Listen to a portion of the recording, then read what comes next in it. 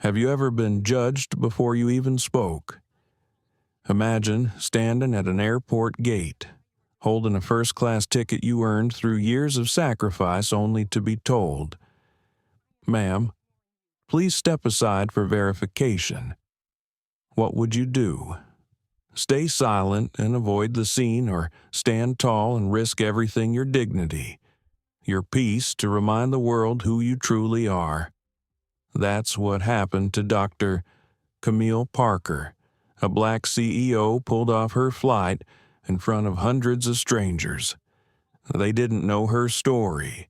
They didn't know she was one of the major investors behind the very airline that doubted her. In that moment, she had a choice: anger or grace, retaliation or reform. If it were you, would you have the courage to stay calm when every eye in the room watched you being stripped of respect? This isn't just a story about power. It's about dignity, justice, and what happens when one woman decides that silence is no longer an option.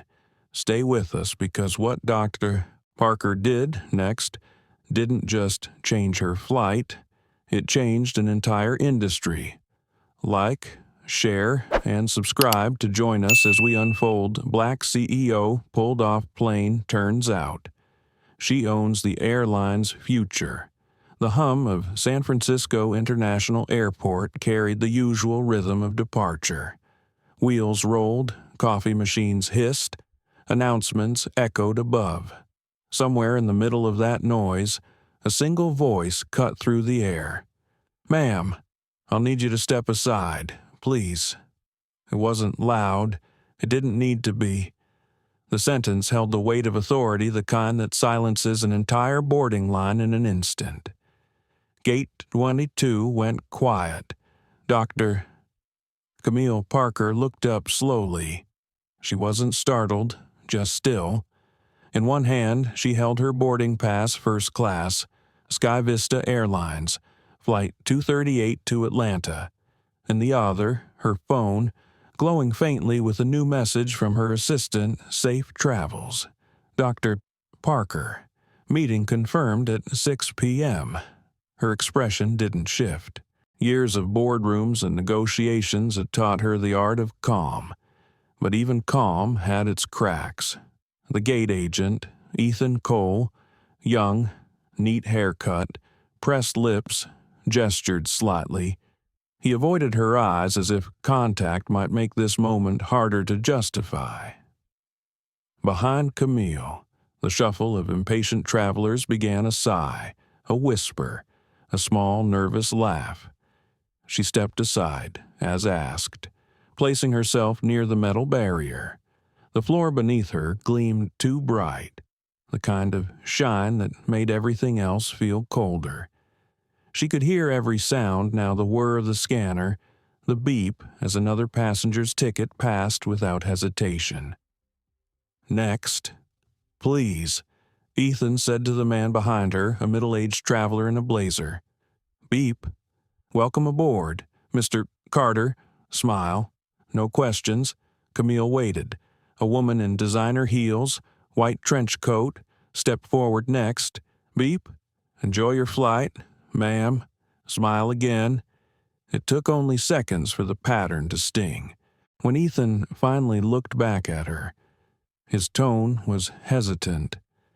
"I just need to verify something with your ticket. Doctor," he checked the name again, "Parker." Her voice was even. "What exactly needs verifying?" He hesitated. "It's just procedure."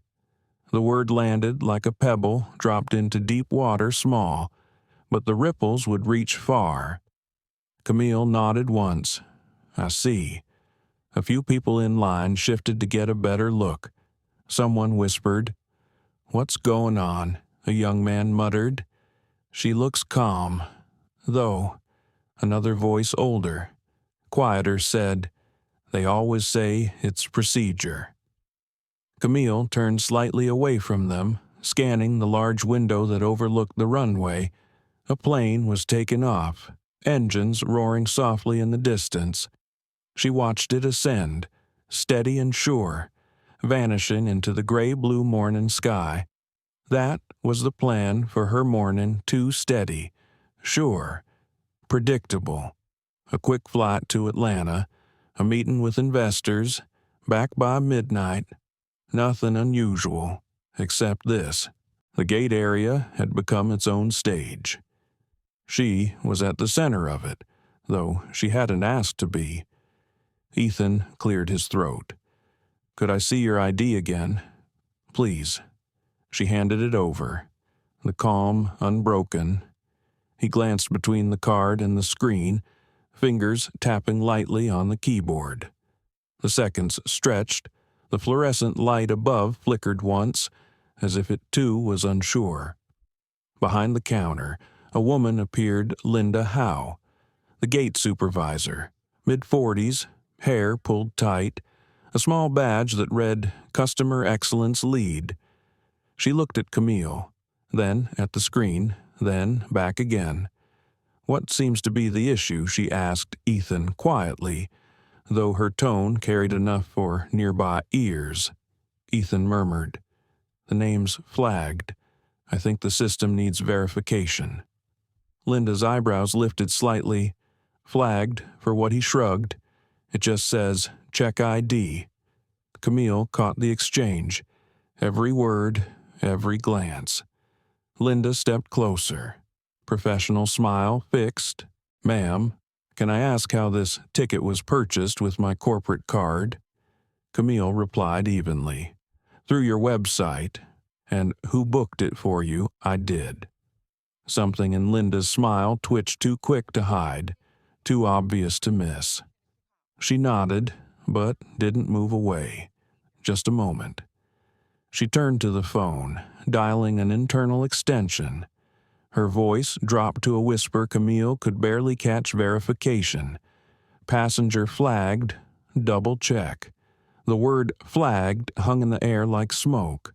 People nearby tried not to look interested, but they were. Camille glanced at the digital clock overhead.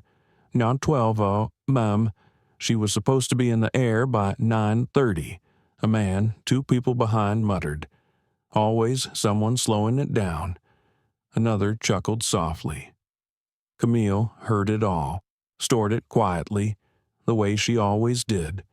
Her patience wasn't silence, it was observation. Linda came back, holding both the ticket and the ID a little too tightly. "Do you have any other form of identification?" she asked. Camille tilted her head slightly. "Why would I need that? It's just part of our process when what?" Linda hesitated. "When something doesn't match." Camille took a breath. "May I ask what doesn't match?" "Ms." She looked at the badge. "How?" Linda flushed slightly. "I'm just following protocol." The word protocol now replaced procedure. Different label, same defense. A passenger at the counter beside them finished scanning. "Beep. Welcome aboard," Ethan said again, voice lighter now that it wasn't directed at her. Camille's phone buzzed in her hand. Her assistant again. "Need confirmation of your arrival time for the board update." She typed back slowly, delayed. "Will explain later." The act of texting grounded her, a simple human gesture amid all the noise. Linda spoke again. "I'm calling my supervisor to come take a look. Just a few minutes." Camille gave a single nod. "All right." Her voice stayed calm, but inside she could feel the familiar tension rising, a mix of exhaustion and something heavier. She'd lived this pattern before. Different airports, different faces, same tone. Each time, it chipped away at something unseen. Each time, she told herself it was fine, that success was armor enough, but armor could be heavy too. The silence around her thickened. People were pretending not to stare, but everyone was watching. Ethan shifted awkwardly, as if he wanted to apologize but didn't know how. He finally said, "Thank you for your patience." Camille smiled faintly. Patience, she repeated, her voice soft but edged with meaning. Seems that's the ticket you expect me to carry. He blinked, unsure if she was joking. She wasn't. A few more minutes passed. The supervisor hadn't returned. Linda avoided her eyes now, pretending to type, but her hands trembled slightly. The line had grown longer. People started whispering again. Not about the delay, but about her. She doesn't look upset. She must be someone important. Or maybe she's hiding something. Camille turned her face toward the window again, letting the chatter blur into background. The runway lights blinked faintly against the overcast sky. A gull passed by, wings cutting across the reflection on the glass. For a moment, the noise disappeared. Only her breathing remained slow, steady. Then, the intercom broke the silence. Final call for Flight 238 to Atlanta, boarding all remaining passengers, except her. Ethan glanced at Linda nervously. She lifted the phone again, murmuring, "I need clearance for passenger Parker. Still waiting." Camille checked her watch, 9:24. She'd been standing in the same spot for 12 minutes. 12 minutes long enough for doubt to become spectacle. For strangers to start filming. For the story to begin without her permission. She wasn't afraid. She was tired. Tired of explaining, of proving, of smiling through insult dressed as policy. Still, she stayed calm. Control was power, and power, she'd learned, spoke loudest when you didn't need to raise your voice. She folded her arms lightly, eyes on the departure gate, and waited. Because sometimes silence was not surrender, it was strategy. The air at Gate 22 felt heavier now, as if it had absorbed the quiet tension pulsing through the crowd. A line of passengers curved around the boarding lane, trying to look uninterested but leaning just enough to catch a glimpse of the woman who wasn't moving. Dr. Camille Parker stood still, her calm a contrast to the discomfort around her. She had learned that calm made people uneasy. It forced them to look at their own noise. Ethan Cole still stood behind the counter, his fingers hovering over the keyboard, unsure of what to do next. He could feel his supervisor's presence before he heard her. Linda Howe had returned, her heels clicking like small declarations of control. She smiled. That careful, polite smile used to cover doubt. "Dr. Parker," she began, tone honeyed but clipped. "Thank you for waiting. We just need to run an additional verification on your reservation." Camille tilted her head slightly. "And what does that entail?" "Exactly." Linda's eyes flicked to the crowd, then back. "It's routine. A quick call to confirm the purchase method." Camille glanced at her watch. "We've been confirming for 15 minutes. Behind her, a man in a gray suit sighed loudly. "Some of us have connections to make." His voice carried the kind of entitlement that rarely questioned itself. Linda offered him a thin smile. "Just a few more minutes, sir."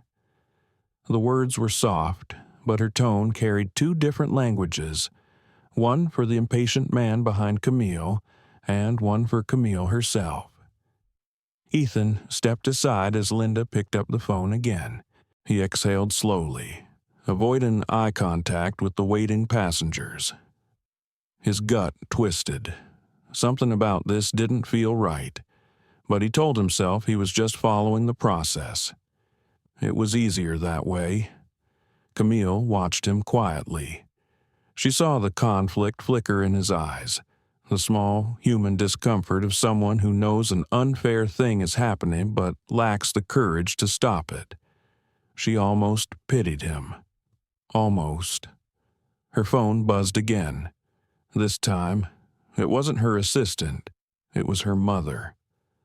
A simple text appeared on the screen. "Call me when you land. I love you." The words hit deeper than expected. She imagined her mother's voice, the soft Carolina drawl that always carried equal parts prayer and warning.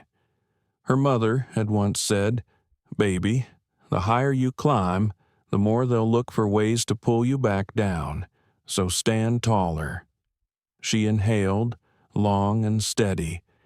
The room smelled faintly of coffee and cleaning solution. Every sound seemed to amplify the buzz of the intercom, the clink of a belt buckle, the shuffle of irritated feet. Linda ended the call and turned back, her face unreadable. "We're still waiting for confirmation from the central office," she said.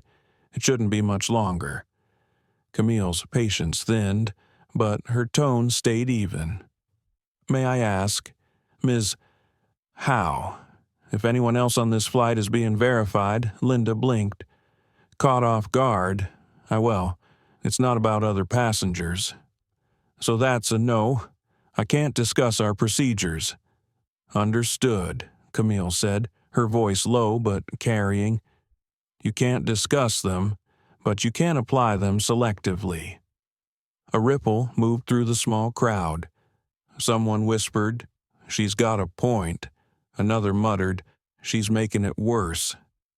The tension shifted from quiet curiosity to something sharper. Phones began to rise, screens angled discreetly. Linda stiffened. "Dr. Parker, I'd appreciate your cooperation." "You have it," Camille replied calmly. "I'm simply asking questions." Ethan looked up finally. "Ms. Howe, maybe we should just—" Linda cut him off with a raised hand. "I said we're waiting for verification." Her voice cracked slightly under the pressure. The words verification and waiting felt like shackles. Camille took a slow step closer to the counter. "Let me help you," she said quietly. "Tell your central office that this reservation was made through Aurora Capital Partners' corporate account.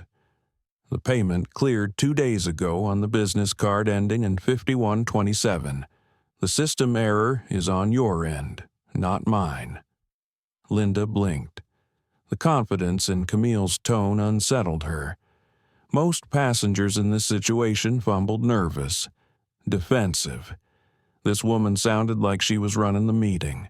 Camille continued, her voice calm but firm. "I'd also suggest noting the time and the witnesses. Documentation tends to matter when complaints reach corporate." Ethan froze. Complaints? Corporate? Words that could end careers. Linda forced a smile. "There's no need for that, ma'am. We just want to ensure everything is secure." "Security," Camille repeated softly. "That's what it always is, isn't it?" The line went still again. Her tone wasn't loud, but it carried through the space like the drop of a pin in a cathedral. A teenage girl nearby tugged on her mother's sleeve. "Why are they checking her?" she whispered. Her mother frowned. "Shh, honey, just watch." Camille looked back at the gate window. Outside, the plane she was supposed to be on gleamed silver under the California light. Somewhere, baggage carts moved like ants, workers moving with practiced rhythm.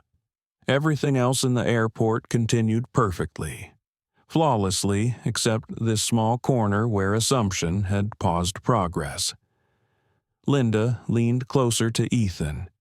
"Call security to stand by, just in case." The words weren't loud, but Camille heard them. She felt her pulse quicken, a flash of heat rising behind her calm exterior. Not fear-frustration, the kind born from recognition. She'd seen this sequence before. Doubt disguised as caution. Procedure wrapped around prejudice. Her phone buzzed again. This time, she didn't look. Linda faced her once more. I'm sorry for the inconvenience. We'll resolve this as soon as possible." Camille met her eyes. "You're not sorry yet," the crowd murmured. The power dynamic had begun to shift, not yet visible, but palpable. The gate felt smaller, air thicker. Ethan typed something quickly, avoiding his supervisor's gaze. "Ms. Howe, I think the system shows cleared payment now." Linda frowned. Then why was it flagged? He hesitated. Maybe an input error. She didn't like that answer. Her jaw tightened. "Run it again." Camille sighed quietly. She'd given them every opportunity to correct themselves with grace. But grace, she realized, was a currency not everyone knew how to spend. She turned slightly toward the watching crowd. "If anyone else is being delayed for verification, please step forward," she said evenly. No one moved. A man in the back muttered, "She's making a scene." A woman near him replied, "Maybe she has a reason. That's how it started the split, half defending, half dismissing." Ethan looked pale now, fingers frozen over the keyboard. He wanted it to end. He wanted to vanish. But the supervisor pressed on. "I'm calling my regional manager," Linda said finally, exasperated. Camille nodded once. "That's the best idea you've had today." The tone was not cruel, only factual. As Linda turned away, Camille's eyes softened slightly, not pity clarity. She could see exactly how this would unfold. She'd watched systems collapse under their own denial before. This would be no different. She pulled her phone from her blazer pocket and opened a blank email. The subject line read, "Incident, Sky Vista Airlines, Gate 22, SFO." She began typing notes, timestamps, names, observations. The act steadied her. Evidence was her language of power. The crowd's energy shifted again. A few people began recording openly now. The hum of quiet outrage was replacing the hush of fear. Ethan cleared his throat. "Dr. Parker, would you like a seat while we sort this out?" She looked at him, kind but unwavering. "No, thank you." "I'll stand." And she did, still centered, unyielding as the murmurs grew, as the gate transformed from ordinary to unforgettable. For a fleeting second, she imagined what her father would say if he saw this. "Hold your ground, Camille. Steel can bend, but never bow." She straightened slightly, eyes steady on the gate door, somewhere behind the counter. Linda was on the phone again, her voice tight. "Thomas, I need assistance at Gate 22, passenger verification issue." The name Thomas didn't register with the crowd, not yet, but soon it would change everything. Camille closed her email draft and locked her phone. She looked at Ethan one last time and said softly, "Be careful which side of silence you stand on. Mr. Cole, sometimes it speaks louder than words." He swallowed hard, unsure how to answer. The boarding announcement chimed again. Another delay. Another set of eyes turning toward the woman who refused to disappear. And beneath the surface of calm, something powerful began to stir. Not anger, but the first flicker of consequence. The hum of voices at Gate 22 had changed from curiosity to discomfort. The line had thinned. Most passengers were already aboard. Only a few lingered near the counter now, watching in uneasy silence as the scene unfolded. The air smelled faintly of jet fuel and impatience. Dr. Camille Parker remained steady, hands folded in front of her, gaze calm yet unyielding. Linda Howe stood by the desk, phone pressed to her ear, speaking in clipped phrases that only added to the tension. "Yes, Thomas, I understand. No. She's still here. Yes. I confirm the ID. No. I can't just let her board. Her tone held the rhythm of someone protecting herself, not the company. Ethan Cole shifted beside her, pretending to check the boarding screen. He could feel every heartbeat in his chest. The woman standing across from him wasn't loud, wasn't aggressive, but something about her presence filled the gate. There was dignity in her silence, the kind that made guilt louder. Camille looked at her watch again. 9:31. The plane she was meant to be on had already pushed from the gate. Through the window, she could see the tail of the aircraft moving slowly toward the runway, a silver streak fading into distance. She exhaled. Once, steady. When Linda hung up, she avoided Camille's eyes. "We'll need to ask you a few more questions," she said, voice careful. Camille nodded. "Of course." Linda hesitated. "Do you often travel in first class, Dr. Parker?" Camille's brow arched slightly. "I travel where my work requires me." Linda forced a smile that didn't reach her eyes. "And what is it you do exactly?" "I manage an investment firm," Camille replied. "Aurora Capital Partners." Linda's pen paused above the notepad. "And what kind of investment firm?" Camille's answer was simple. "A private equity company." Ethan looked up sharply. He'd read that name before. Aurora Capital had been on the news last month for a major acquisition deal. He almost said something, but Linda's presence held him silent. Linda wrote something down, the sound of the pen scratching like a quiet accusation. "And the purpose of your trip to Atlanta?" "A business meeting," Camille said, "with people who were expecting me an hour ago." Linda's smile tightened. "You understand, we're just trying to ensure the safety of our passengers." Camille tilted her head. By keeping one of them from boarding, the question hung in the air. For a moment, no one moved. A man sitting near the corner lowered his coffee cup, eyes fixed on the scene. A young woman, barely out of college, recorded discreetly from her phone. Her name was Nadia Brooks, and though Camille didn't know it yet, she would become the voice that changed everything. Linda glanced toward security.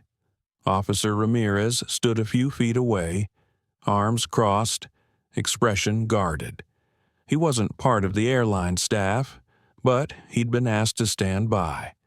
It wasn't the first time he'd seen a scene like this, someone pulled aside for verification, a traveler treated like a suspect for fitting an unspoken profile. Still, orders were orders. Linda turned to him. "Officer, would you mind verifying her ID?" Ramirez nodded slightly, though his voice carried hesitation. "Sure." He approached Camille slowly, extending a hand. "May I see your identification again?" "Ma'am." She handed it over without a word. He examined it carefully, frowning. "Everything seems valid," he said. Linda frowned. "Run it anyway." Ramirez hesitated. "Run it for what reason?" "Just to confirm." The officer glanced at Camille, then back at Linda. "Confirm what?" "Exactly." Linda's jaw tightened. "Just do it." Camille's voice broke the silence, even but edged with meaning. "Ms. How? You've had my ID, my ticket, and my cooperation. Tell me, what exactly are you looking for?" Linda opened her mouth, but the words stumbled before they could form. "It's just unusual." She managed. "What's unusual?" Camille pressed softly. "That my name doesn't sound suspicious enough, that I paid for my own seat, or that I don't fit your idea of who belongs in this line." The officer froze. The phone camera in Nadia's hand caught the moment clearly. Linda flushed, cheeks pink under the harsh light. "I don't appreciate your tone," she said. "And I don't appreciate your assumption," Camille replied, her tone still measured. "But here we are." Ramirez took a slow step back. "Ms. Howe, I don't see any reason to escalate this. Everything checks out." But Linda was too far in to retreat gracefully. She reached for the radio clipped to her belt. "I'll call the head of operations," she said, voice trembling slightly. Camille didn't stop her. She simply said, "Make sure you use my full name, Dr. Camille Parker." The title hung in the air like a quiet correction, a reminder that respect was not optional. Ethan looked down at his shoes. He wanted to say something, anything to end the tension. Instead, he whispered, "I'm sorry, Dr. Parker." She turned to him, her eyes softer for a moment. "Don't be sorry. Be aware." Those 3 words stuck to him like a lesson he wouldn't forget. Outside, the next plane taxied in, its engines roaring through the glass. The vibration shook the floor slightly, grounding Camille in the moment. She wasn't angry, she was focused. Every detail, every exchange was being stored carefully in her mind. The time, the tone, the witnesses. Evidence built quietly, like layers of calm before a storm. Ramirez's radio crackled. "Security clear," a voice said from the other end. He looked at Linda. "It's confirmed. She's cleared." But Linda's pride refused to yield. "Run it again," she said quickly. Ramirez frowned. "There's no need." Her voice rose slightly, drawing attention from more bystanders. "Run it again." Camille stepped forward, slow and deliberate. "Ms. Howe, you've run enough. The only thing left to verify here is your intent." For the first time, Linda looked unsure. Her authority cracked. The murmur in the crowd grew louder. Nadia stopped recording and stepped closer, heart pounding. "She's right," she said quietly, but loud enough for others to hear. "This isn't about safety anymore." Linda's head snapped toward her. "Excuse me, you heard me," Nadia said, her voice steady now. "It's about bias. Everyone can see it." Camille turned her gaze toward the young woman, their eyes meeting for the first time. Something unspoken passed between them. Recognition, gratitude, shared understanding. Linda drew in a sharp breath. "I won't stand here and be accused. No one's accusing." Camille interrupted gently. "We're observing." Ethan swallowed hard. The truth was sitting right there between them. Impossible to deny. Linda's phone buzzed on the counter. The display showed an incoming call, Thomas Reed. She hesitated, then answered. Yes, she's still here. Yes, Dr. Parker." Her expression changed in an instant. Her spine straightened. Color drained from her face. "Oh, yes, I understand." She ended the call slowly, setting the phone down. For a moment, she said nothing. Then she looked at Camille. "Mr. Reed is on his way." Camille nodded once, calm but certain. "Good.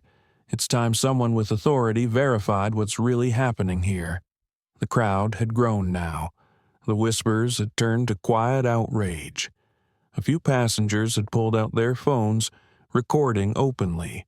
One older man muttered, "About time someone stood up to this nonsense." Ramirez took a step back, giving Camille space. Ethan wiped his palms on his uniform pants, nerves frayed. He knew the name Thomas Reed. Everyone at Sky Vista did. Camille adjusted her blazer, her voice soft but unwavering. "You know, Ms. Howe, procedure is only fair when it's consistent. Otherwise, it's just prejudice with paperwork." No one replied. Even the intercom seemed to hold its breath. The hum of the terminal returned faintly in the background, the clatter of rolling luggage, the faint announcement of another flight boarding somewhere far down the concourse. But at gate 22, time stood still. Camille folded her boarding pass neatly, slid it into her pocket, and looked toward the glass again. Outside, sunlight was breaking through the overcast morning, streaks of gold cutting through the gray. For the first time since this began, she allowed herself a small, quiet smile. She whispered almost to herself, "Every system eventually reveals its flaw." And behind her, the door to the terminal opened. The man who stepped through wore a Navy suit and carried the weight of corporate authority, Thomas Reed, Regional Director of Sky Vista Airlines. Camille didn't turn immediately. She didn't have to. She already knew this was the moment when the story would change direction. The atmosphere at Gate 22 shifted the instant Thomas Reed entered. The murmurs dulled to a nervous hush. Even the hum of the air conditioner seemed to quiet, as if the entire terminal sensed that something irreversible had begun. He was a tall man in a fitted Navy suit, salt and pepper hair, and the kind of confidence that came from years of giving orders and expecting them to be followed. A silver badge on his lapel read, "Regional Director, Sky Vista Airlines." His voice, when it came, carried the tone of someone used to being obeyed. "What's going on here?" Thomas asked sharply, scanning the scene. His eyes landed on Camille Parker, who stood motionless by the counter. She didn't look flustered or defiant, just still, composed, and watchful. It unnerved him more than he cared to admit. Linda Howe straightened, adjusting her blazer as though the act could erase the tension. "Mr. Reed, we're conducting a verification check on this passenger's ticket. There was a system flag, and I wanted to ensure everything was legitimate." Thomas frowned. "System flag." Ethan cleared his throat softly. "Sir, I rechecked the reservation twice. It cleared both times." Linda shot him a glare, but Thomas caught it. "So," he said slowly, "the ticket is valid." "Yes, but you're still detaining a paying passenger." His tone sharpened. Linda hesitated. "It's protocol, sir." He turned to Camille. "Dr. Parker, is that correct?" Her calm voice filled the space. "That's what I've been told for the past 30 minutes. Mr. Reed, protocol." There was no anger in her tone, no plea for understanding, just facts stated plainly. But the precision of her words carried power. Thomas looked around. Several passengers were still watching. One woman had her phone raised, recording openly now. He noticed the discomfort in the room, the way eyes darted away when he met them, the unease hanging like fog. He hated this sort of spectacle, not because it was unjust, but because it could damage the brand. "Let's handle this in private," he said. "There's no need for a scene." Camille didn't move. A scene was made when I was told I didn't belong in the seat I paid for. Her words hit like quiet thunder. Thomas hesitated. "No one said you didn't belong." She tilted her head. "Not in words, no. But intent doesn't need a microphone to be heard." Ethan shifted his weight.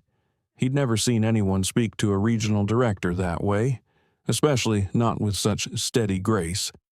He wanted to applaud her, but he stayed silent.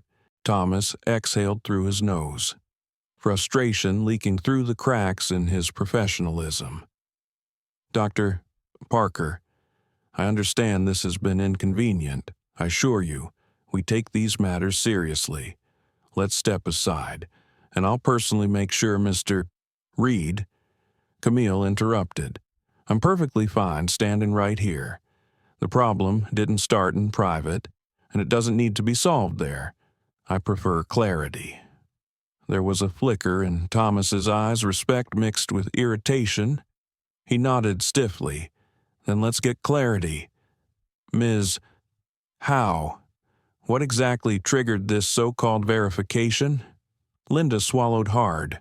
Her ticket was flagged for possible irregularities. Thomas turned toward Ethan. Did you see an alert? Ethan hesitated. Only at first. Sir, it cleared after I rechecked it. So, there are no irregularities now. No, sir. Thomas's gaze hardened. Then why is she still standing here? Linda's voice shrank. Because the situation seemed unusual. Unusual how Linda's mouth opened, but no words came. The silence spoke for her. Camille broke it softly. Because I didn't look like I belonged in first class. A ripple of discomfort spread through the gate again. A man near the window coughed quietly. Someone muttered, "She's right." Thomas inhaled slowly, his jaw flexing. Dr. Parker, I'm sure this wasn't about appearance. Camille met his gaze steadily. Then, what was it about he didn't answer? Instead, he gestured toward Officer Ramirez, who stood awkwardly near the gate. Were you called for this? Ramirez nodded. Yes, sir. They asked me to stand by. I verified her ID. It was fine. Thomas's face darkened. You verified it. Yet she's still detained. Ramirez spread his hands slightly. Orders from the supervisor, sir. The weight of the truth hung there, undeniable. Linda's face flushed deep crimson.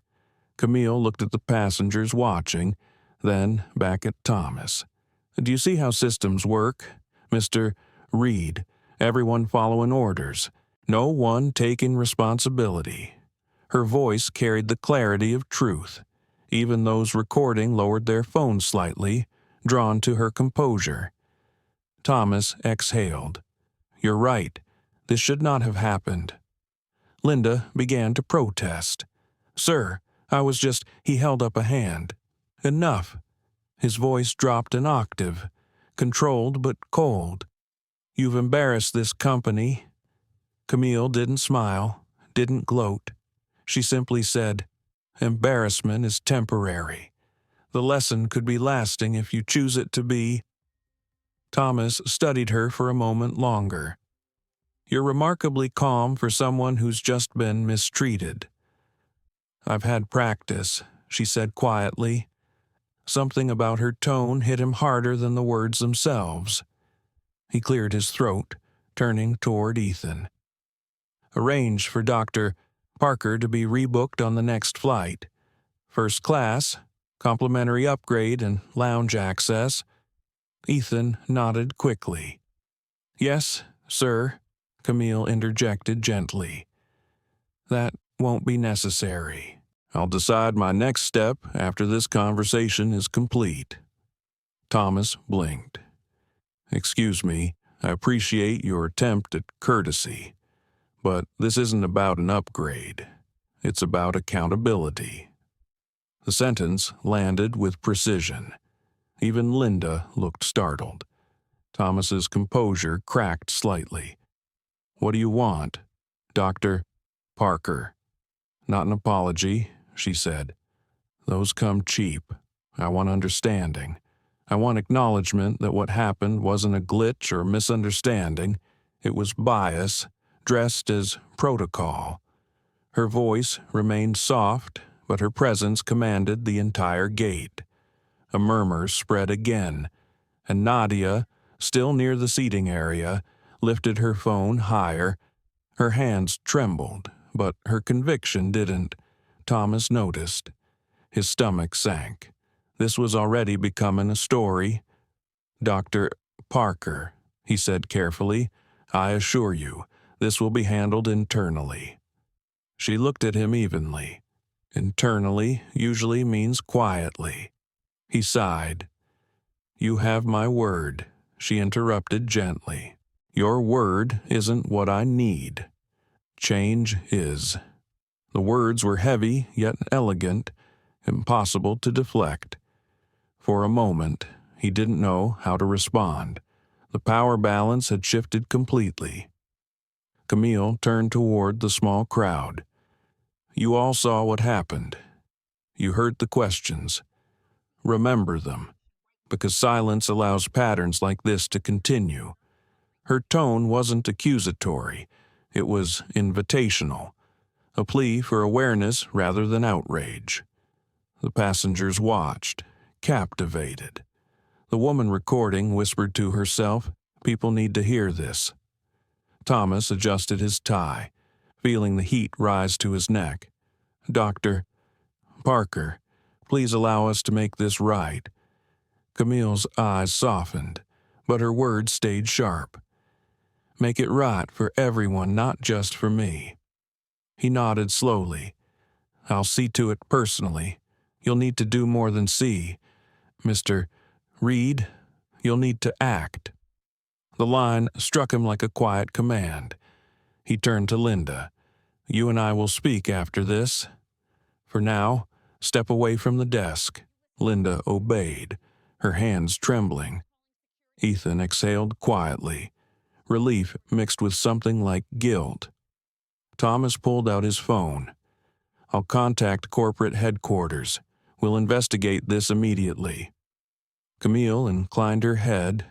"Good, please do." Then, almost as an afterthought, she added, "And while you're at it, tell your communications team to monitor social media. The world tends to move faster than internal reviews." Thomas froze, glancing toward the cameras still pointed in their direction. He understood instantly. The story was already beyond his control. Camille reached for her phone, typing something quickly, just a brief note to her assistant Delay at SFO, preparing statements soon. She didn't plan to threaten. She planned to document. Thomas turned away, speaking hurriedly into his phone. Behind him, Camille looked toward the young woman recording. Their eyes met for the briefest moment. Camille gave a small nod permission. Nadia's heart raced. By the time Thomas hung up, his expression had changed from irritation to alarm. "Dr. Parker," he said quietly, "the corporate office will reach out to you directly. May we have your contact information?" She handed him a card without hesitation. He glanced down and froze.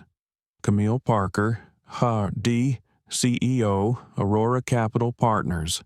He looked up, recognition dawning. Aurora Capital. His voice trailed off. "You're the largest private investor in Sky Vista Airlines." She finished for him. "Yes. Mr. Reed, that's correct." The silence that followed was electric. Even Linda's breathing stopped. Camille slid her phone into her bag. "Now that we've clarified who belongs where, shall we discuss what comes next?" The power dynamic had turned completely. Thomas's voice faltered. "Dr. Parker." She cut him off gently. "Save it for your board. I'll expect a formal statement before the end of the day." Then she turned, walking toward the window once more, her reflection framed by the bright California sun. The gate behind her buzzed with whispers, shock, and a new kind of respect. The woman they doubted now held the future of their airline in her hands. The terminal buzzed like a hive after the shock of revelation. People whispered in disbelief, phones still half raised, eyes darting between Camille Parker and the executives frozen in her shadow. Even those who didn't know her name could feel the power that now filled the space. She stood near the window, sunlight sliding across her blazer, her posture composed but not cold. Every movement she made carried intention, quiet, deliberate, and deeply human.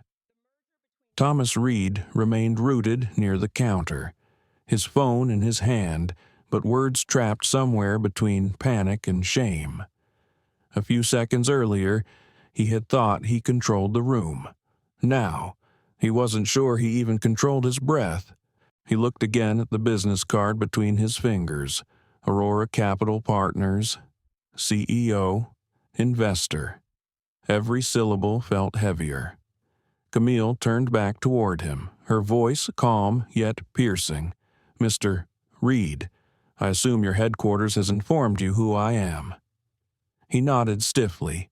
"Yes, ma'am, they have." "Good," she said. "Then let's continue without pretense." Linda Howe stood a few feet away, pale and trembling, her earlier confidence stripped bare. She kept opening her mouth as if to speak, then shutting it again. The color in her face had drained completely. Camille's gaze flicked toward her. "Ms. Howe, I believe you owe Mr.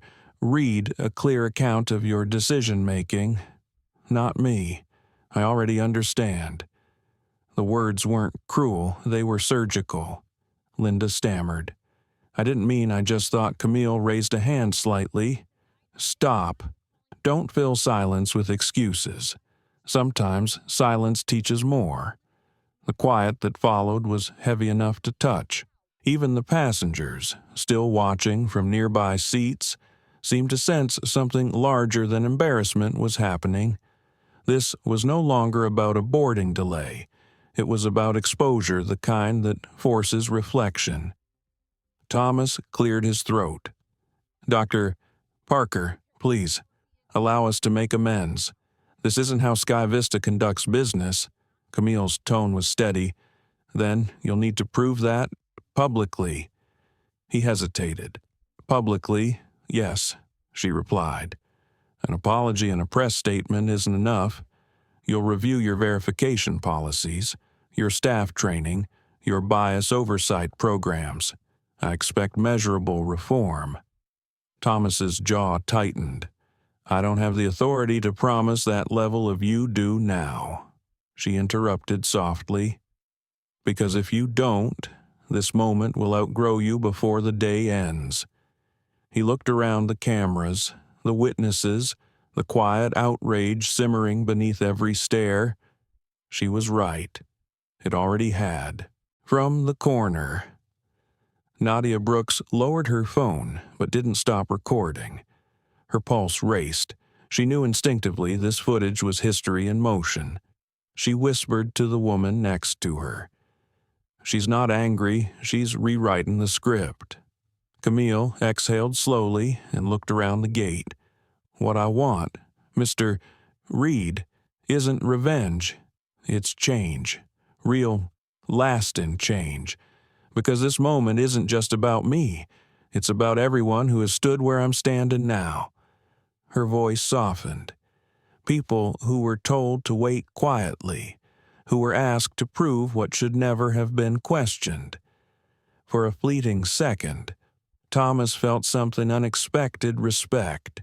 He had met hundreds of executives, but none who carried authority with this kind of grace. Ethan Cole took a tentative step forward. "Dr. Parker, I just wanted to say, I'm sorry. Truly, I should have spoken up sooner." Camille turned to him, her expression gentle. "You did eventually. That matters. What you do next matters more."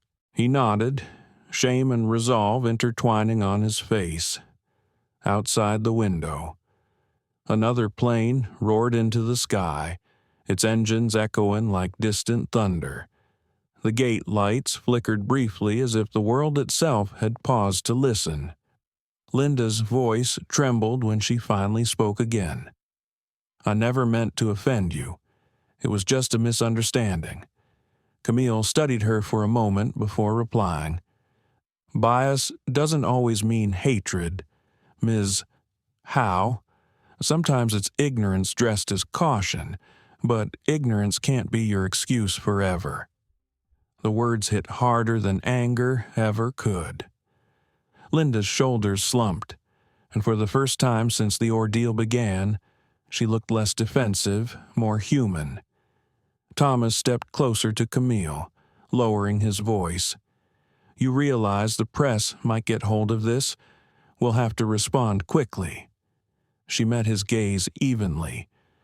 "Good, because transparency is the beginning of accountability." He sighed. "You're going to make sure of that, aren't you?" "Yes," she said, "and so will you." Their eyes locked, two leaders from different worlds, both aware that the next step would define more than just a company. It would define integrity. At that moment, a flight attendant approached, hesitant. "Dr. Parker, we've prepared a seat for you on the next flight to Atlanta. We'd be honored if you'd board first." Camille smiled faintly. "Thank you. I'll board when everyone else does." Her refusal wasn't rebellion, it was a reminder. Equality doesn't demand privilege.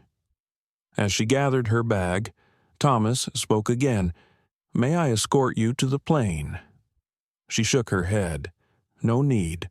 Walk beside me. Not ahead." The distinction landed like a quiet lesson. They walked together down the jet bridge. Silence between them filled with unspoken reflection. Cameras followed at a respectful distance. Even those recording seemed subdued now. Understanding this was not spectacle, but transformation. When they reached the plane door, Camille paused and turned back to Thomas. "Before we end this conversation, I want you to understand something." He nodded slowly. "This isn't just about race," she said.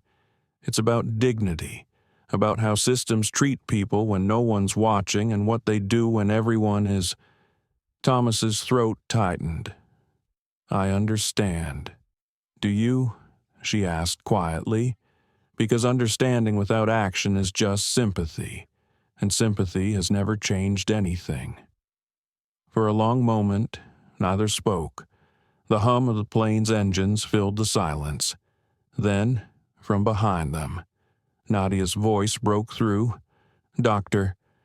Parker Camille turned. The young woman lowered her phone, face flushed with emotion. "I'm sorry if recording made you uncomfortable, but people need to see this. They need to see someone handle injustice without losing grace." Camille smiled softly. "You did nothing wrong.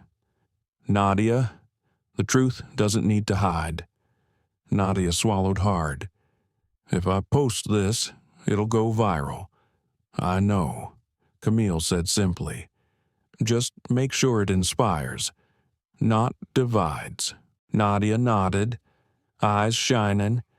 Camille turned back toward the plane, stepping through the door. The cabin was quiet, passengers curious but respectful.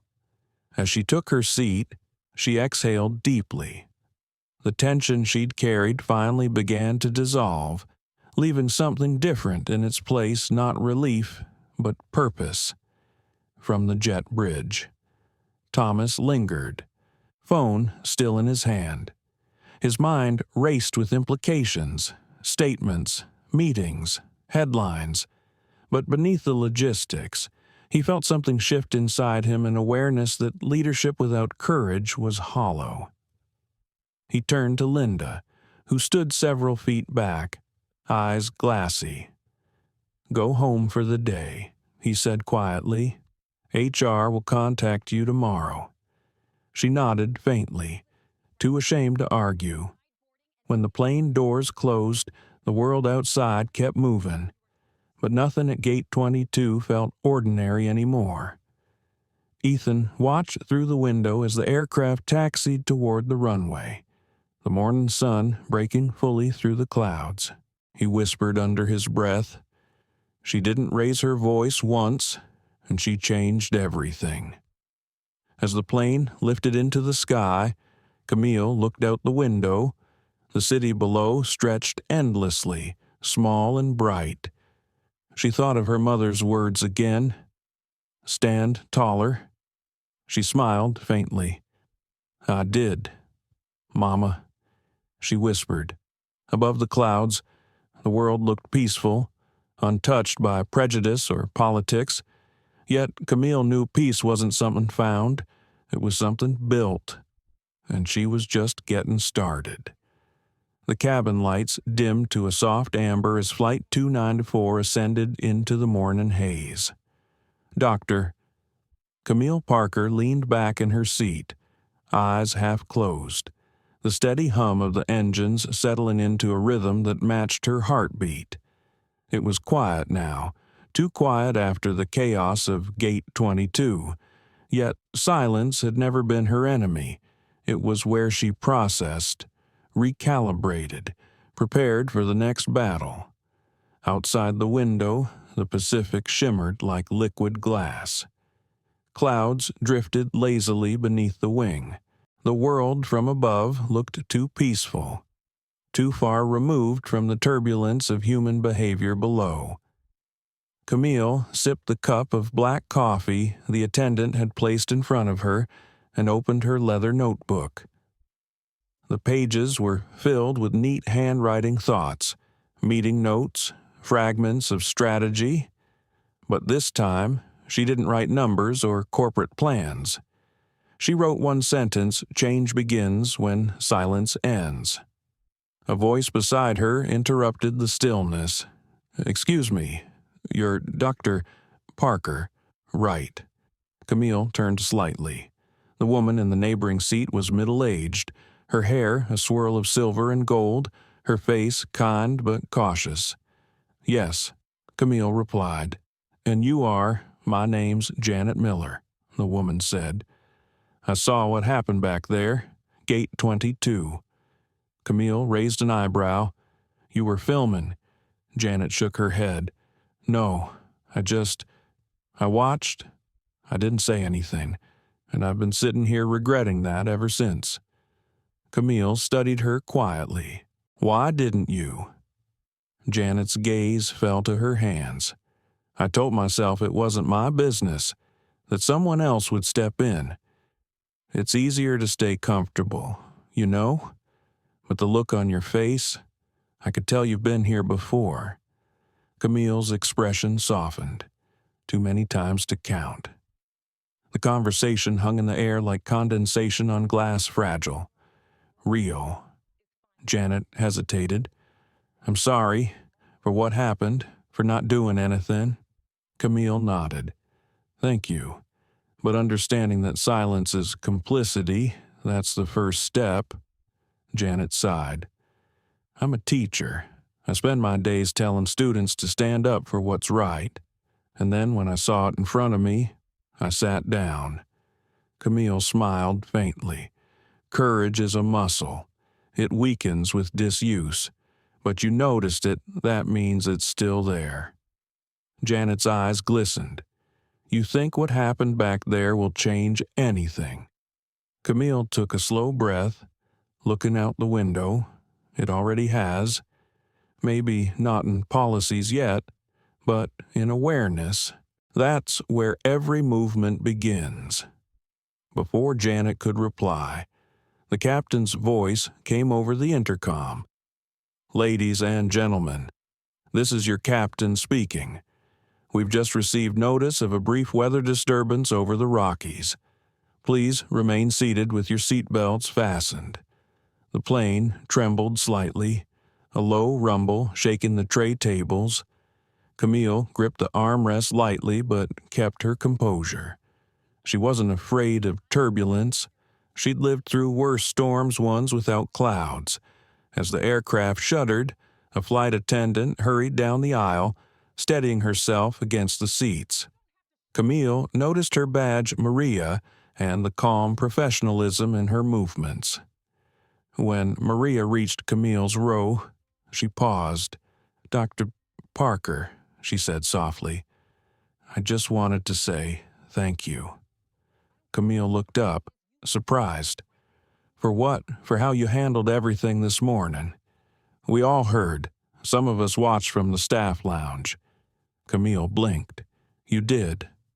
Maria nodded. "Most people would have yelled. You didn't. You stayed calm, but you made them listen. That's power." Camille smiled, touched. "It's not power. It's control. Power is what you do once people start listening." Maria's expression lit with admiration. "Well, people are listening now. It's everywhere. Social media is already on fire. That young woman who recorded Nadia, I think, posted the video. It's gone viral." Camille's breath caught for a moment.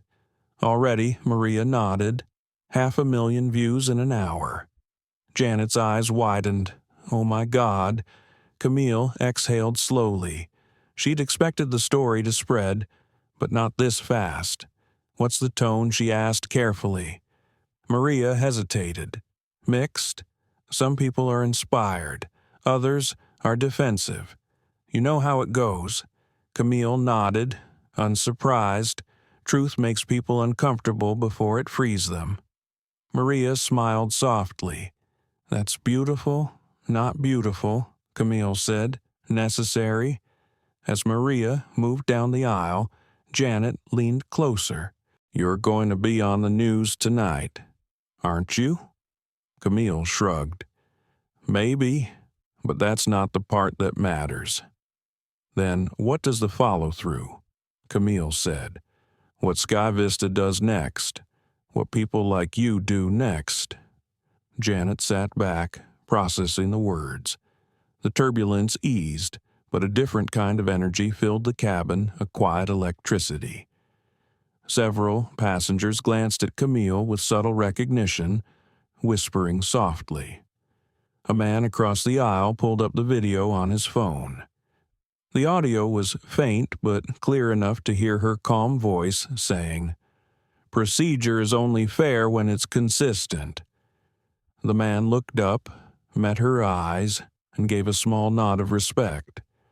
Camille returned it politely, then turned her gaze forward.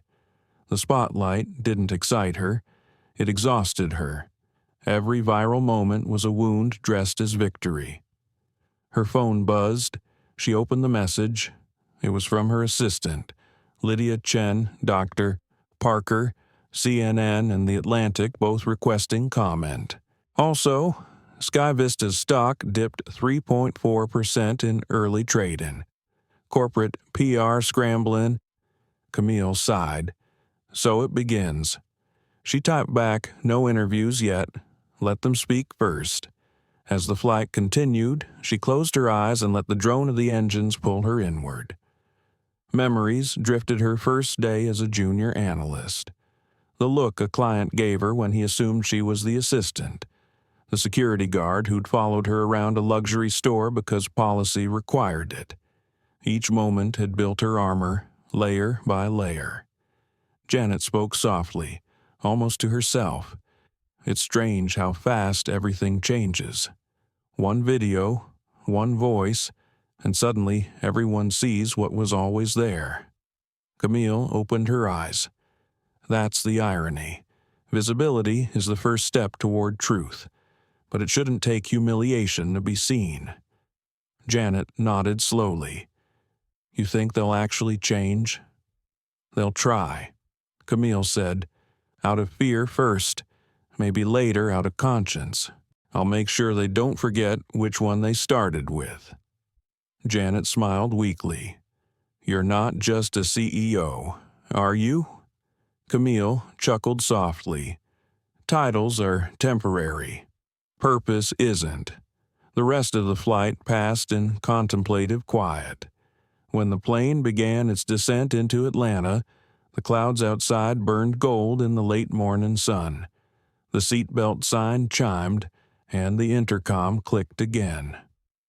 "Ladies and gentlemen, we'll be landing shortly. On behalf of Sky Vista Airlines, we thank you for choosing to fly with us." The irony didn't escape Camille. She looked out at the horizon, her reflection faint in the window, calm, poised, resolute. Beneath that calm was something alive, something ready. As the wheels touched down with a soft jolt, Camille reached into her bag and pulled out her phone again. Dozens of new notifications flooded the screen. Hashtags, Camille Parker, Hugh Gate 20 incident, dignity, is not negotiable.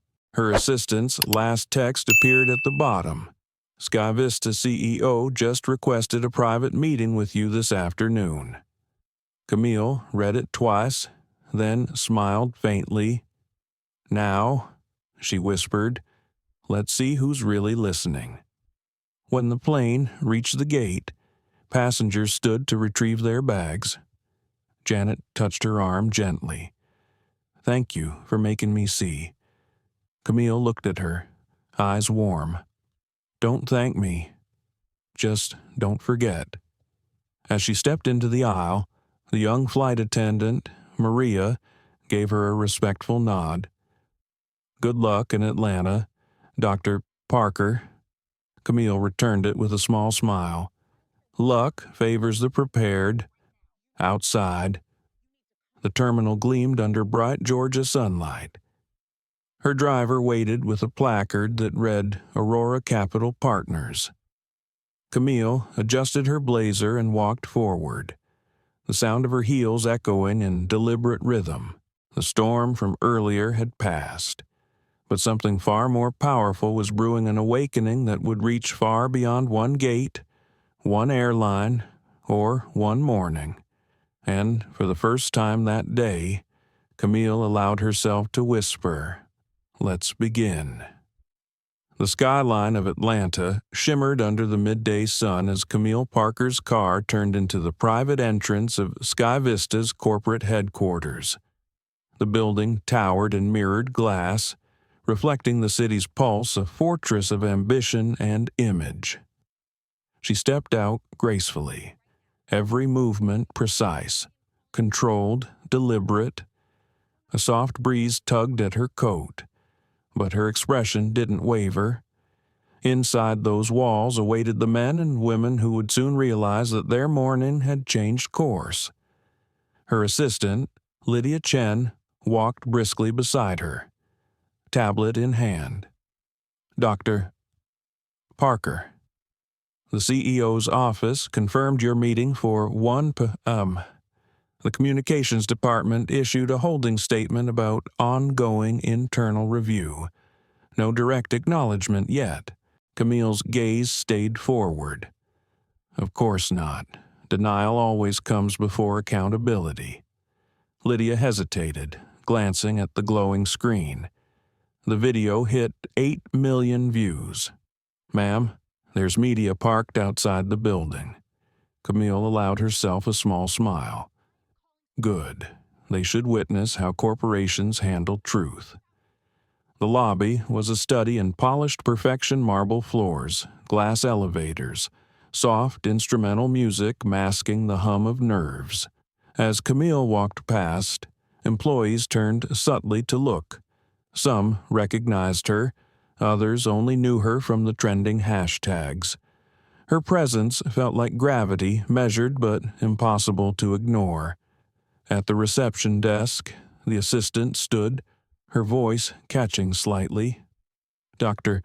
Parker, welcome. Mr. Douglas and the board are waiting in conference room 12. Thank you, Camille said calmly. And breathe. It's just a meeting. The elevator ride was silent except for the soft hum of air vents. Lydia watched Camille's reflection in the mirror-polished door shoulders squared. Eyes steady, the calm before a necessary storm. When the elevator opened, the atmosphere shifted.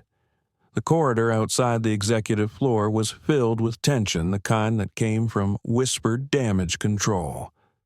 Assistants whispered into headsets. PR managers hovered with folders pressed to their chests. The scent of coffee couldn't hide the faint smell of panic. Conference room 12 was larger than most apartments, its glass walls offering a panoramic view of downtown. Around the long mahogany table sat a collection of tailored suits and uneasy smiles. At the head was Richard Douglas, CEO of Sky Vista Airlines, late 50s, white hair, eyes sharp with calculation. He rose when Camille entered. Dr. Parker, he said, voice smooth but strained. Thank you for joining us on such short notice. Camille met his hand halfway. It seems I was already on your schedule today, just under a different context. A few nervous chuckles rippled through the room, quickly silenced by her even tone. She took her seat without waiting for invitation, setting her tablet down gently. Richard cleared his throat. First, let me express our regret for what occurred this morning. The incident at SFO was unacceptable, and we are conducting a full investigation. Good, Camille replied, but investigations without action are like planes without engines. They make a lot of noise but don't go anywhere. A flicker of discomfort moved across several faces. The head of PR, Martha Green, leaned forward. Dr. Parker, please know we're taking this seriously. We plan to release a formal apology by end of day. Camille tilted her head slightly. An apology to me. Yes, of course. Then you've missed the point, Camille said quietly. This isn't about me. It's about your passengers, your staff, and your culture. What happened wasn't an isolated error. It was a reflection. Richard exhaled through his nose, adjusting his tie. We're a global airline, Dr. Parker. We employ over 30,000 people. Missteps happen. Camille's gaze didn't flinch. When missteps keep landing on the same kind of people, they're no longer random, they're routine.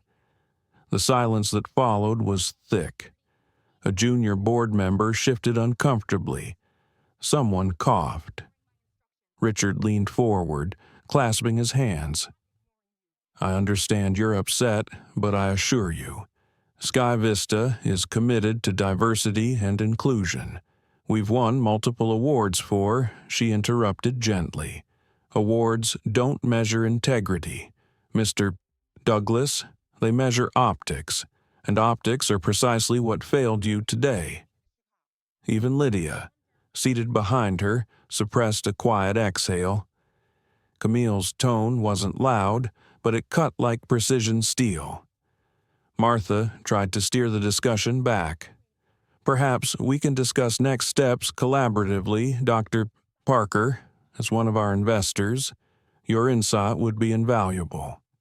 Camille nodded slowly. You're right. Let's talk about next steps. She reached into her folder and slid a document across the table. This is a proposal for systemic reform training, transparency, oversight, and leadership accountability. Not slogans, not optics, structure. Richard frowned. This goes far beyond standard protocol. That's the point, Camille replied. Standard protocol created the problem. He scanned the paper briefly. You're asking for the creation of an independent oversight council with veto power on policy changes. Yes, Camille said, and funding to match. Funded by the board. No, she corrected softly, by you, personally. Leadership begins at the top. His jaw tightened. You're making demands. I'm offering direction, she said. You decide which word you prefer. Another director, Samuel Knox, spoke up. Dr. Parker, surely this can wait until emotions have cooled? Camille turned to him, her eyes calm but piercing. Mr. Knox, I built a career studying delayed justice. It always cools faster for those who weren't burned. The words lingered like a chill in the air. Richard leaned back, studying her. You're not here just as an investor, are you? I'm here as someone who believes accountability isn't a threat to profit. It's a requirement for survival, she said. And make no mistake, your company is bleeding reputation by the minute. Martha's phone buzzed, lighting up with notifications. She glanced down and paled. It's trending again, she whispered. Sky Vista bias. 15 million views. News outlets are looping it. Richard rubbed his temples. This is getting out of control. Camille folded her hands neatly. It's not out of control. It's out of denial. Lydia checked her tablet, then looked up. Dr. Parker. CNN is running the clip right now. Public sentiment's shifting. Most people are demanding Sky Vista's accountability. There's also a growing call for your leadership in a reform task force. Camille didn't react outwardly, but the flicker of determination in her eyes deepened. She looked around the table. Gentlemen, ladies, you can spend the next few weeks spinning this, or you can transform it. Choose wisely. Richard sighed, rubbing his chin. And if we don't, Camille met his gaze evenly. Then Aurora Capital will reconsider its investment, and the world will watch how quickly you ground yourselves. The words landed like a verdict. No one dared to speak for several seconds. Finally, Richard broke the silence. You'll have our cooperation, he said, the resignation in his voice carefully disguised as diplomacy. Camille nodded once. Then let's begin. You have 72 hours to draft your first transparency report. I'll send my compliance team to review it. 72 hours. Yes, she said, because dignity waits for no one. Martha glanced nervously at Richard, who gave a reluctant nod. Understood. Camille stood slowly. I appreciate your time, Mr. Douglas. I'm sure this conversation will reach your shareholders before the day ends. He rose too, offering a strained smile. Dr. Parker, I hope we can move past this. We can, she replied, by moving forward. As she turned to leave, Lydia followed, holding the elevator door. The hallway outside was silent except for the distant hum of servers and the echo of their footsteps. When the doors closed, Lydia exhaled. That was incredible. You didn't raise your voice once, but you had them cornered. Camille smiled faintly. People who abuse power fear silence more than shouting. Silence forces them to hear themselves.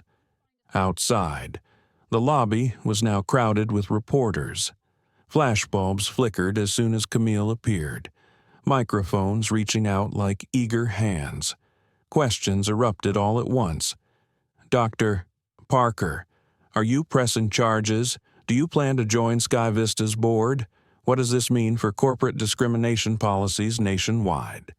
Camille paused only long enough to meet their eyes. Today wasn't about punishment, she said clearly. It was about proof that respect shouldn't depend on what you look like or where you sit. This isn't just Sky Vista's reckoning. It's every company's reminder. Then she walked through the sea of cameras, her voice calm, her stride sure. The world would replay her words for days, dissect her tone, study her poise. But for Camille, the work had only just begun.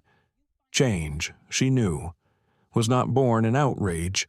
It was built in persistence.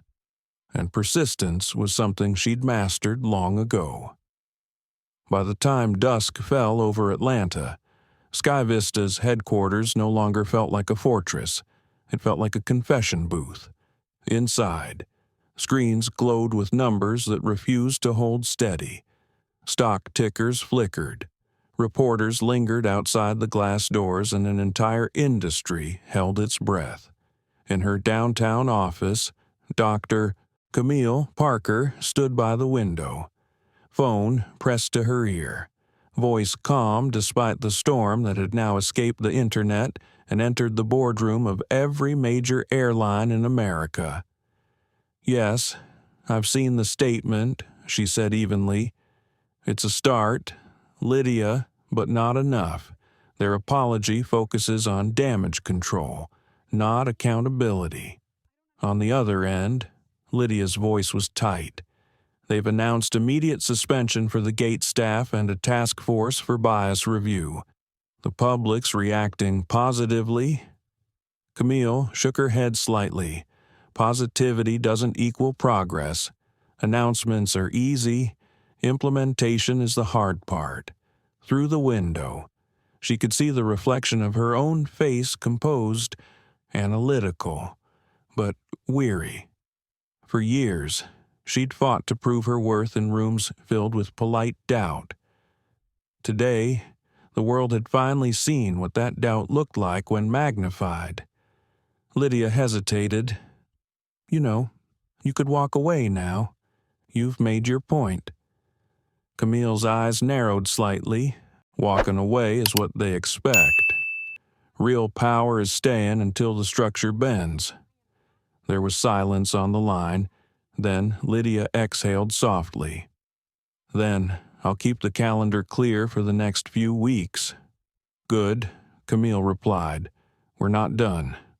After the call ended, she poured herself a glass of water and sat on the edge of her desk. Her phone buzzed again, unknown number. She hesitated, then answered. Dr.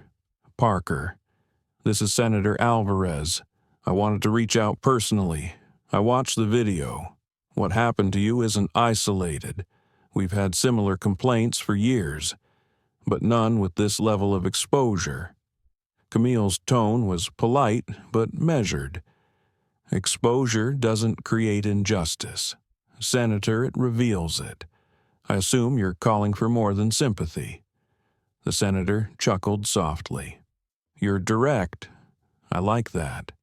I'm assembling a bipartisan working group on equity and corporate transportation. We'd value your expertise. Camille looked out at the skyline again. I'll help, she said after a moment, but I'm not interested in symbolism. If we do this, it has to lead to policy. Understood, the senator replied. Our offices will coordinate with yours tomorrow, and for what it's worth, your grace today it changed minds. Changing minds is easy, Camille said softly. Changing systems takes more than grace. After the call, she set the phone down and exhaled deeply. For a few seconds, the silence filled the room like a tide. Then, a gentle knock. Come in, she said. The door opened and Lydia stepped in, holding a folder. Dr. Parker, the CEO of Sky Vista, just called again. He's requesting a private dinner. No press, just the two of you. Camille arched an eyebrow. Desperate or sincere, Lydia smiled faintly. Both, I think. Camille considered for a moment. Tell him yes, but not at some corporate restaurant. Neutral ground, somewhere simple, real, somewhere they can't control the lighting. 2 hours later. Camille walked into a quiet cafe tucked between old brick buildings in midtown Atlanta. The smell of roasted coffee and rain-damp air filled the space. She spotted Richard Douglas already seated at a corner table, jacket off, tie loosened, looking like a man who hadn't slept since the morning headlines. He rose as she approached. Dr. Parker, thank you for agreeing to meet. She sat opposite him, her tone composed. I'm here because dialogue is better than damage. He gave a tired smile. You're right about that. Look, I know words can't undo what happened, but I want you to know I take full responsibility. I've suspended the employees involved and instructed HR to begin a top-down audit of our practices. Camille stirred her tea slowly. Suspensions don't change culture. People don't learn from silence, they learn from consequence and education. He nodded, eyes down. You're right, but you have to understand. This company's been around for 60 years. Change that deep. It doesn't happen overnight.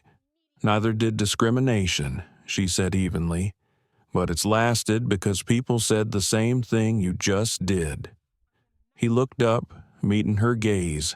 You don't pull punches, do you? Not when lives and dignity are at stake. He sighed. rubbing his temple. Our investors are furious. The press is relentless. The stock dropped another 4% today. Frankly, I don't know if we'll recover. Camille leaned forward slightly. Recovery isn't about your stock price. It's about whether people believe you're capable of integrity. Her words hung between them, steady and undeniable. Richard hesitated, then said quietly, "You know, when I first saw the video, I was angry. Not because of what happened, but because it happened publicly. I thought it was a PR disaster. But when I watched it again and saw your composure, I realized it wasn't PR. It was a mirror. You held one up to all of us." Camille didn't respond immediately. Her expression softened just slightly. "That's the first honest thing you've said tonight." He smiled faintly, then leaned back. "So, tell me, Dr. Parker, what would you do if you were me? I'd stop reacting to crisis and start rebuilding credibility. Create a council, not just for diversity, but for equity and accountability. Empower employees to report bias without fear. Make data public, and make sure your leadership reflects the passengers you serve." He nodded slowly. "You make it sound simple." "It's not," she said, "but it's necessary. Progress isn't comfortable, it's constant." The waiter came by quietly, setting down their plates. For a moment, the air felt almost peaceful. Rain began to fall outside, soft against the windows. Richard spoke again, voice lower. "Do you ever get tired of fighting?" Camille looked up from her tea. "Every day. But tired isn't the same as done." He nodded, absorbing that. "Would you consider consulting for us? Not as an investor, but as a partner in reform. I want your voice in the room." Camille studied him. For the first time, his tone didn't sound performative, it sounded real. "If you mean it," she said, "I'll consider it. But understand this, I don't work for applause. I work for change." He extended his hand. "Then I think we can start there." She shook it firmly. "We'll see." As they left the cafe, the rain had stopped. Streetlights reflected off the wet pavement, casting small halos of gold. Camille paused at the curb, looking at the city's shimmer. Behind her, Richard hesitated. "Dr. Parker," he said softly, "for what it's worth, you've made me a better listener." She turned slightly, then listened closely. The people who need change the most rarely have the volume to demand it. He nodded, silent, and walked toward his car. Camille stood for a moment longer, breathing in the cool night air. Her phone buzzed again, a message from Nadia Brooks. "Ms. Parker, thank you. Because of you, I applied to law school. I want to fight what you're fighting." Camille smiled, warmth blooming through the exhaustion. She typed back, "Then fight with purpose. The world needs more voices." As she slipped her phone into her coat pocket, she looked up at the sky.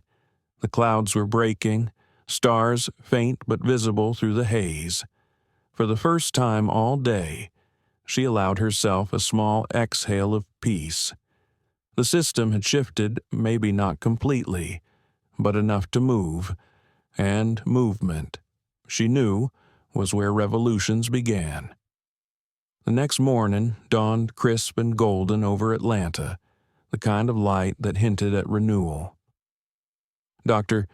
Camille Parker sat on the balcony of her apartment, coffee steaming in her hand, her phone buzzing nonstop beside her. She ignored it for the moment.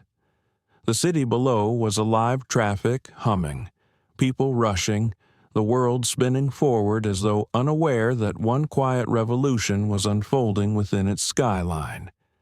Her inbox overflowed invitations from news anchors, panels, investors, activists, messages of praise, requests for statements, offers for documentaries. Fame had arrived uninvited, wearing the mask of justice, but Camille knew that visibility could be a trap. The world loved symbols more than solutions. She finally picked up the phone when Lydia's name flashed again. "Morning," Camille said softly. "Morning. You mean afternoon?" Lydia replied, half laughing, half exasperated. "You've been on every major network since sunrise. They're calling it the Gate 22 Reckoning." Camille sighed. "Catchy, isn't it? They always name the outrage before they fix the cause." Lydia hesitated. "You're trending globally now. Over 50 million views. The White House press secretary just referenced you in a briefing." Camille didn't move. That's the problem with moments. They burn bright, then fade. What matters is what remains when the light dims. Lydia softened her tone. "Still, Dr. Parker, people are listening. This is your window to shape the narrative before others do." Camille turned her gaze toward the city. "Then let's shape it right." By mid-afternoon, she walked into Aurora Capital's headquarters, a space far humbler than Sky Vista's, filled with warm wood, natural light, and a quiet efficiency that reflected her values. Her staff greeted her not with applause, but with respect, the silent understanding that something important was unfolding. In the boardroom, Lydia had already set up a conference call. On the large screen appeared Richard Douglas, visibly more composed than before, and Senator Alvarez. The tension of earlier meetings had softened into a fragile alliance. "Dr. Parker," the senator greeted warmly, "I appreciate you joining on short notice. We're moving fast. The committee's drafting a Corporate Equity Accountability Act. Your input could anchor the framework," Richard added. "And Sky Vista's ready to pilot new policy measures under that act. We want to demonstrate leadership, not reaction." Camille nodded, her expression measured. "Good. Leadership begins when excuses end. But you both understand this can't just be a gesture." The senator leaned forward, agreed. "The bill will mandate independent audits for large-scale employers, bias reporting protections, and public transparency in diversity metrics. It's ambitious." "Ambitious is fine," Camille said. "Empty ambition is not. Every clause must have teeth." Richard smiled faintly. "I wouldn't expect anything less from you." Camille ignored the flattery. "Then let's also include language about long-term mentorship and promotion pipelines. Diversity means nothing if it stops at the hiring phase." The senator took notes rapidly. "I'll make sure that's included." "We could even name the amendment," Camille interrupted gently. "Don't name it after me. Name it after the principle. Call it the Dignity Act." Both paused, absorbing the weight of that word. Richard spoke softly. "You really believe this will change things?" Camille looked straight into the camera. "Change doesn't begin in laws, it begins in minds. But laws keep minds accountable." The senator smiled. "I think that's going to be quoted for a long time." After the meeting, Camille walked to her private office. Exhaling slowly, Lydia entered quietly, setting a folder on her desk. "These are all the speaking requests for next week. Harvard, Stanford, Bloomberg Summit, a few network interviews. You can't accept them all." Camille glanced through the pages. "No, cancel the television appearances. I'm not interested in celebrity." Lydia frowned. "Then what do you want?" Camille looked up, eyes calm but resolute. "Impact.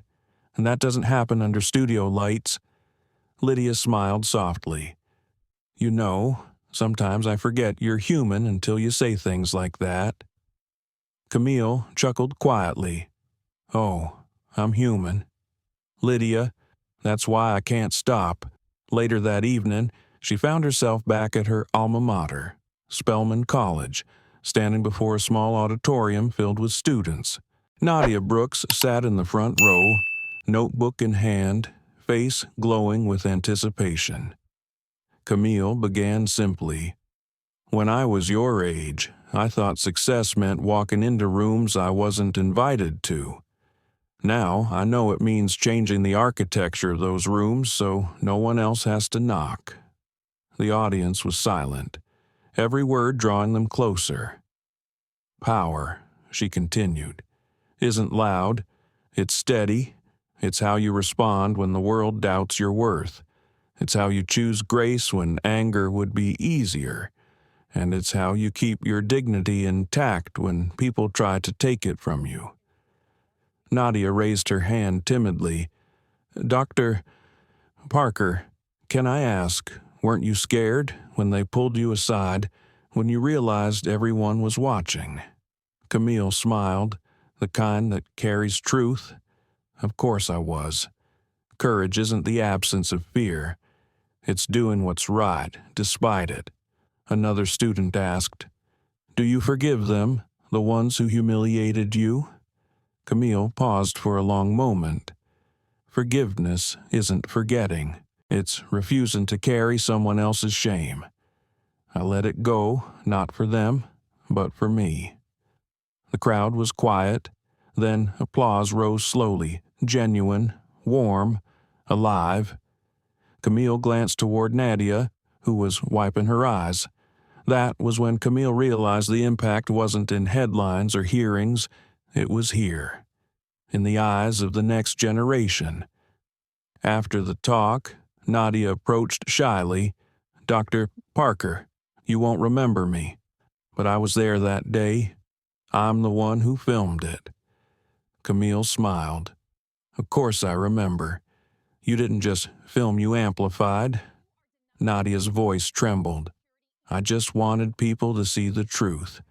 And they did," Camille said. "But now they need to feel it. Keep telling stories that move hearts, not just screens." Nadia nodded, tears glistening. "I will. Thank you for everything." Camille placed a hand on her shoulder. "You'll do more than thank me. You'll surpass me." When Camille stepped outside into the evening air, she felt something shift inside her, not pride, but peace, the kind that comes when purpose outweighs pain. Her phone buzzed again, a message from Richard. "Board voted unanimously. The reforms are live. You'll receive the first draft of the transparency report in 48 hours. Also, we're naming you to the board of directors. Unanimous decision." Camille stared at the screen, her expression unreadable for a moment. Then, slowly, she smiled, not from vanity, but from validation. It wasn't triumph, she felt it was alignment. She looked up at the Georgia night sky, stars glinting faintly above the city's glow. Her mother's voice echoed in memory, gentle but firm. "Stand taller, baby. Even when the world tries to make you small," Camille whispered, "I'm standing. Mama, I'm still standing." And she meant it not as defiance, but as testament.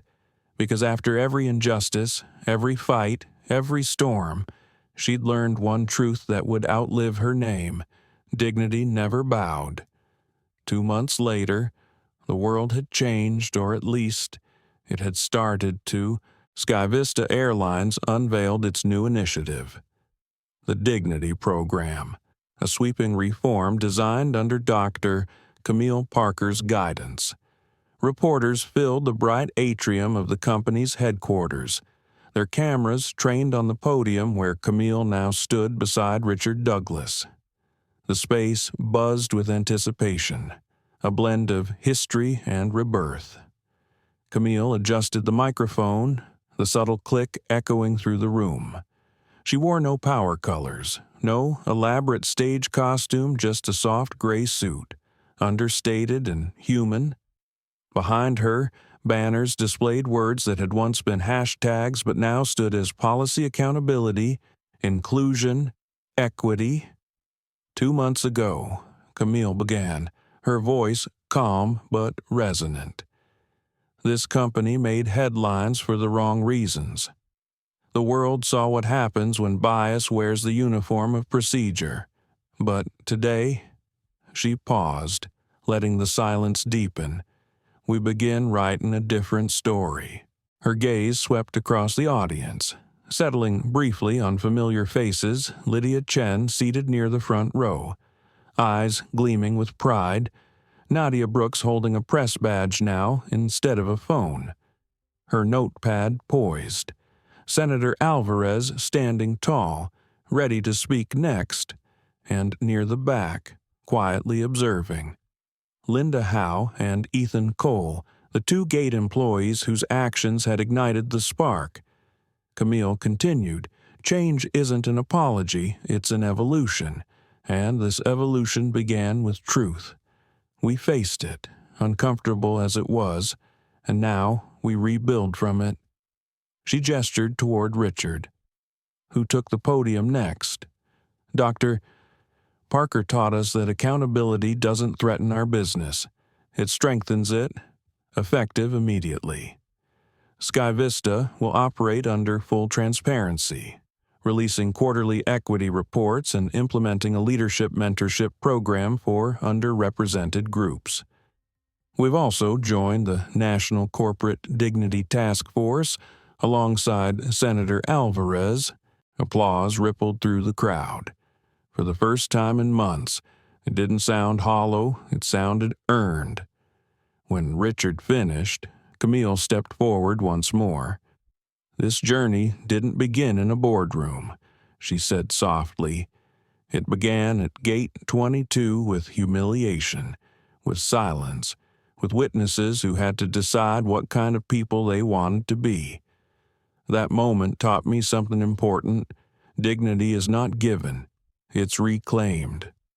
She looked directly at Linda and Ethan. "And sometimes reclaiming it starts with admitting where we failed." Linda swallowed hard and stood up.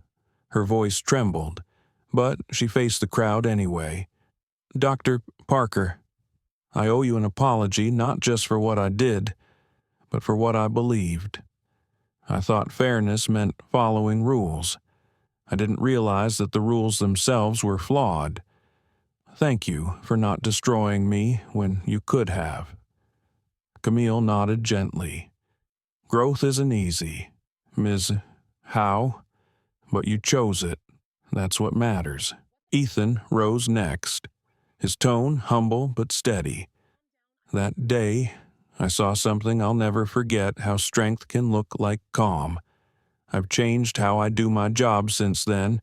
Every passenger deserves the same patience and respect. No exceptions." Camille's smile was faint, yet filled with quiet pride.